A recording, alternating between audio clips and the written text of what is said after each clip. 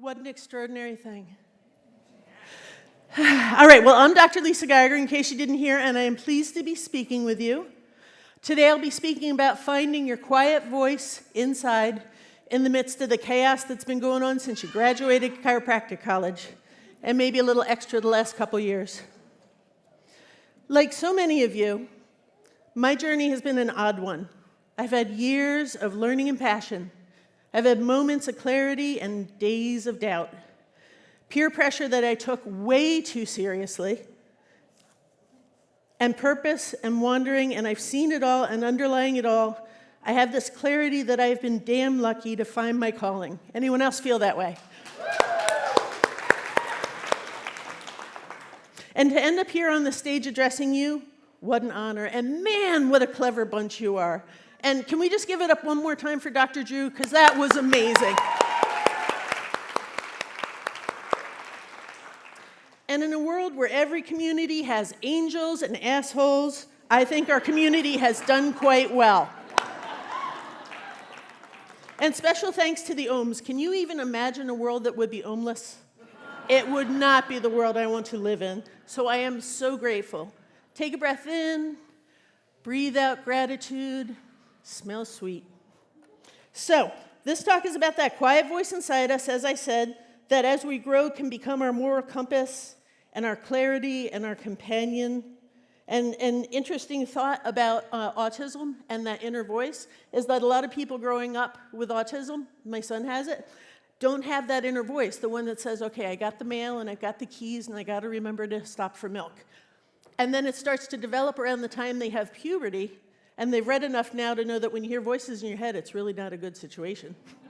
So just know that if you're working with that particular population. So I grew up a Quaker, Philadelphia Quakers, yay. Anyone know anything about that? Good, this is my chance to teach you. We don't quake, but you'll see my hand shake. Quakers focus on an inner light, that everybody in the meeting room has an inner light, an expression of God within themselves, and everything's around us. Sounds kind of like universal intelligence and innate intelligence. I was soaking in that stuff from the beginning. And that culture opened up the door and validated taking our ruminative thought as worthy of consideration. And I think that's where my little voice inside came from. Quakers have meeting for worship. We all go in a place like this. It's more a half circle of chairs. You sit and you think.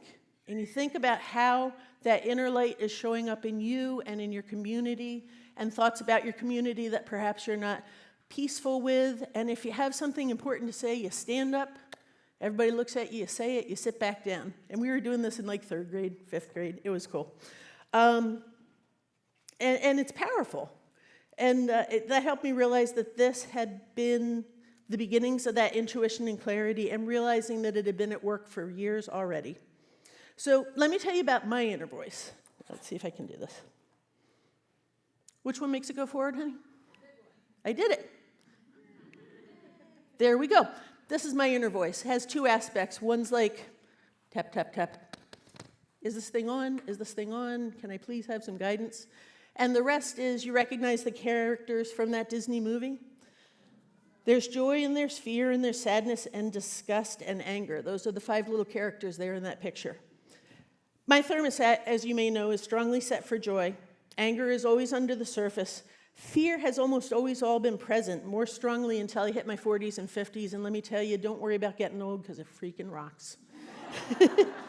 Sadness has held my hand, and disgust has whispered in my ear more than I like to think about. When I was about 5, I was at the chiropractor's office. Now, I'm from PA, and never had once heard of the ohms when I was tiny. We went to a different chiropractor. And my dad would come to the kitchen and yell, "Who wants to get cracked?" And off we would go. So you know how much philosophy I came from. And we pile in the car, and in Dr. Clark's office with that antiseptic smell, and you know that dark green upholstery they put on the chairs way back then? Yeah, that. I realized at 5 I wanted to be a chiropractor. Pretty good for 5. And there was that low, deep, tolling bell sound in my head. It just felt like the right thing. And then it took me about one day to realize that even though my mom was a pretty great lady, My relationship with her was so dysfunctional that she would want me to adjust her every day for the rest of her life. So the next day I decided to be a mathematician. It's really good clarity for a 5-year-old.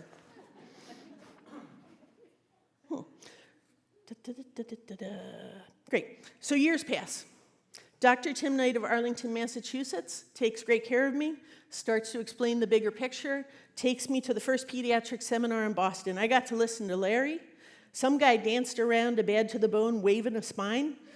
And Dr. George Rhodes became my conference buddy and friend. And by the end of the weekend, I was inspired. I was in this idea that our body can heal itself. It's so different from the medical view that I've been raised with. But with all the prereqs and everything, I was going to be 31 when I graduated, EGADS. And then I heard that quiet bell again. And I don't know where I got this because I was not the most clever young lady at that point.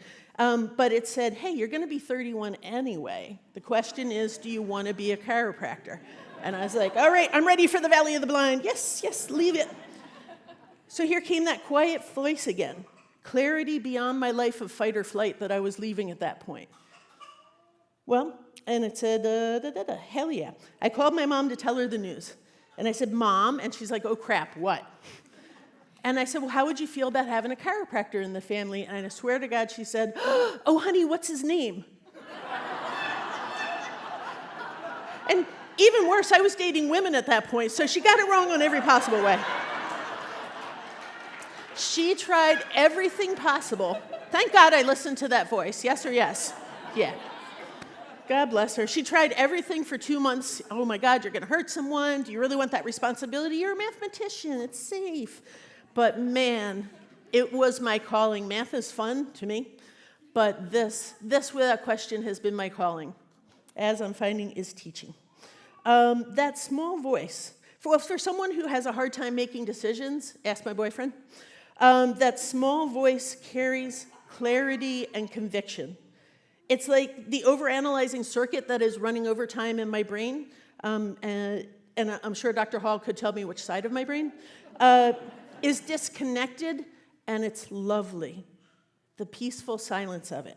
Well, years go by, and one quarter I print up these shirts that say, I'm becoming the doctor my mother always wanted me to marry. Seemed like a good idea. They sold like hotcakes. Then this was where it came full circle. Decades go by, and my partner calls me all excited after we've been dating a few months. He's like, honey, I figured it out. I am dating the chiropractor, the doctor that my mother always wanted me to become. That's when I knew he was the right one. Yeah. I graduated, and I found my first associateship in Dundee, Scotland. And I was there for about 4 years. It was lovely. But the warning signs were starting to pile up about the fellow who ran the office. And it was haunted, which I got used to. Great stories. Get me drinking, I'll tell you. But the ethics of the doctor I was with, I wasn't comfortable with. So in an uncharacteristically healthy move, I quit.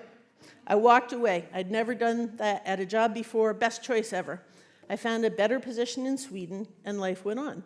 Now let me tell you about Sweden. At that point, they seriously frowned on working on kids. And they said, there's no proof showing it's safe or effective. This is about 1998-ish. So I travel with my information, and this was before there was a lot of internet, so I go with like 3 feet of Xeroxed articles down to Socialstyrelsen. And I'm like, here is the proof.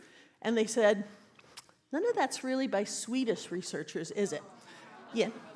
You've seen some of the stuff coming out in the last 2 years. Can you blame them?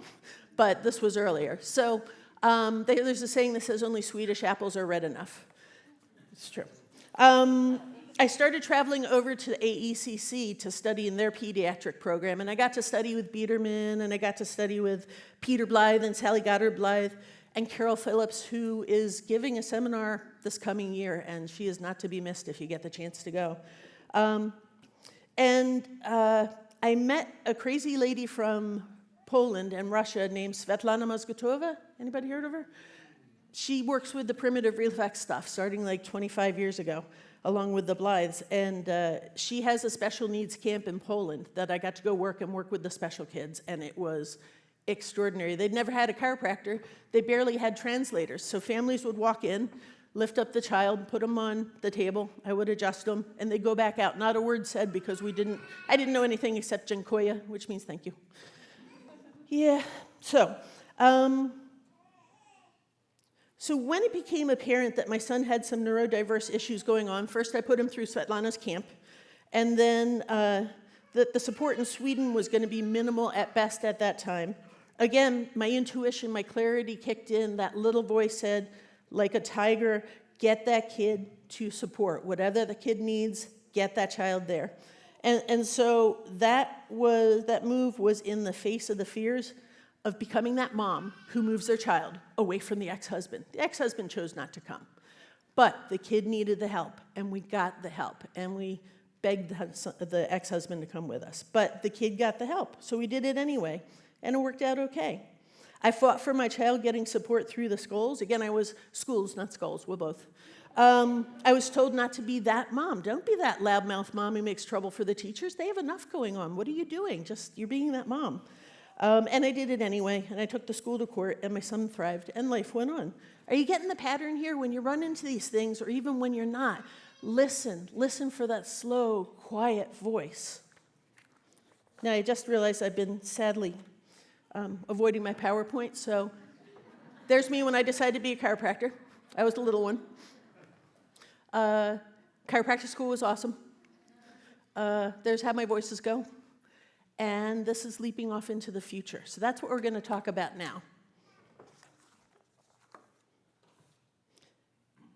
The calm voice speaks up.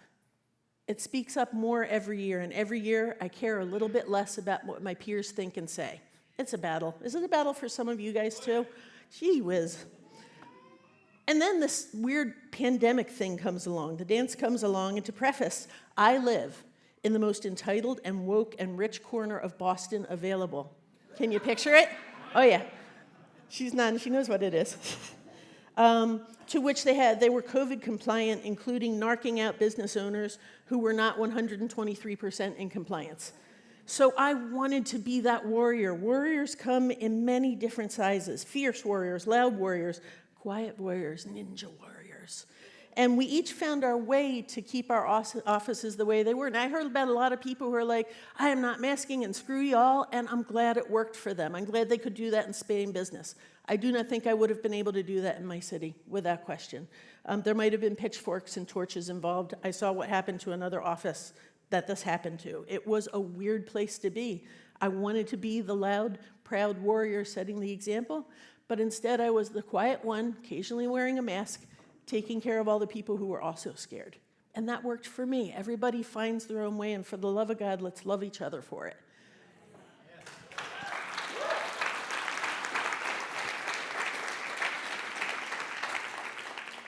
It's just like that. Cool. So I watched struggle turn into purpose for many, and purpose turned into change as others found different paths. We wore the mask for a while, fearing that word would get out. Already talked about that. And then I got still.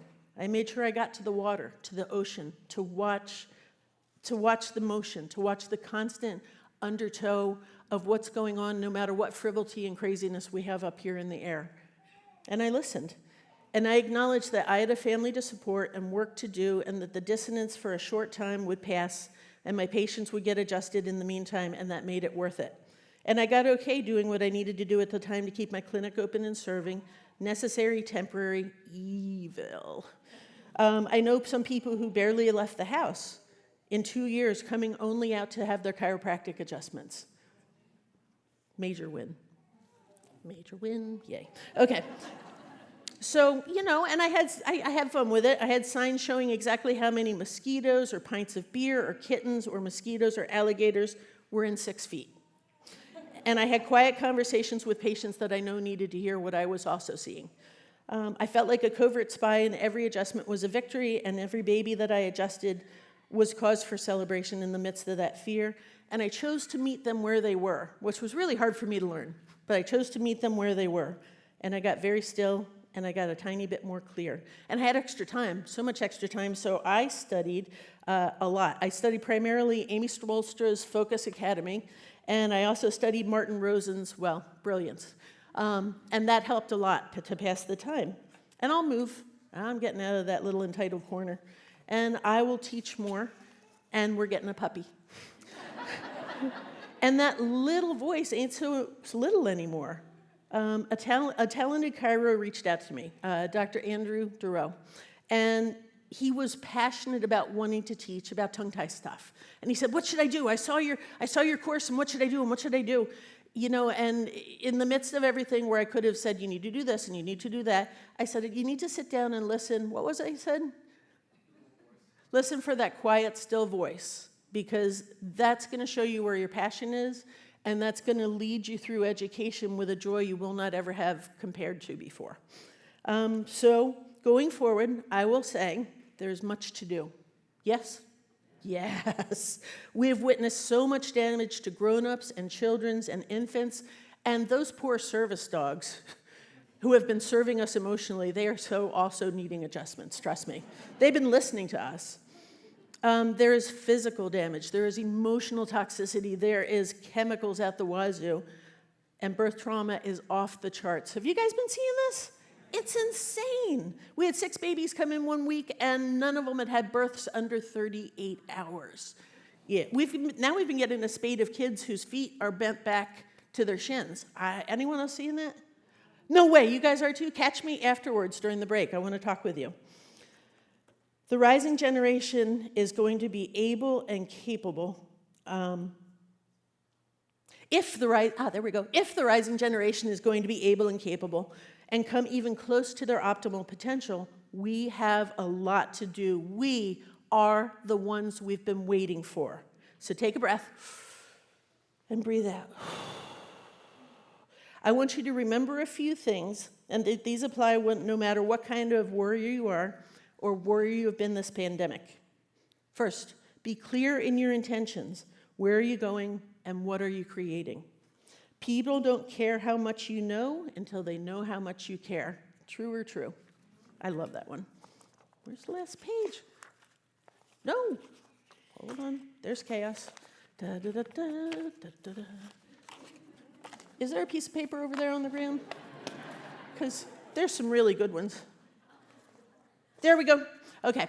We never, ever know how far-reaching something we think, say, or do will affect who? The lives of millions tomorrow. All right, so you got that one. There is no chemical that's going to be able to fix a structural problem. Yeah? All right. Every organ in your body is connected to the one between your ears. And we're in charge of that, yeah. Every single visit, you are either bringing people closer to you in your vision or you are pushing them away from you in your vision. Trust people until they give you reason not to trust them anymore. You send them, you know this one, right? You send them, I'll serve them. Let's say it together. You send them, I'll serve them. Absolutely. If you lick the lollipop of mediocrity, you will suck forever.